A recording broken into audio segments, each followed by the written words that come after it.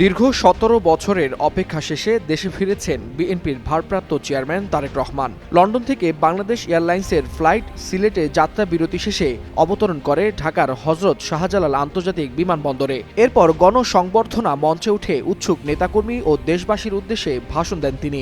তুমুল আলোচনায় দেশের রাজনীতি। বৃহস্পতিবার রাজধানীর তেজগাঁওয়ের জপমালা রানী গির্জায় বড়দিনের শুভেচ্ছা বিনিময় শেষে প্রধান উপদেষ্টার প্রেস সচিব শফিকুল আলম বলেন, দেশের রাজনীতিতে যে শূন্যতা তৈরি হয়েছিল তারেক রহমানের আগমনে সেটি পূরণ হবে। তিনি মনে করেন, দেশের সবচেয়ে বড় রাজনৈতিক দলের একজন নেতার দেশে ফেরা রাজনৈতিক প্রক্রিয়াকে আরও ইতিবাচক করবে। ত্রয়োদশ জাতীয় সংসদ নির্বাচনকে সামনে রেখে প্রেস সচিব বলেন, বাংলাদেশ এখন একটি গণতান্ত্রিক উত্তরণের পথে। তারেক রহমানের স্বদেশ প্রত্যাবর্তনে এই ট্রানজিশন আরও মসৃণ হবে বলে আশা প্রকাশ করেন তিনি।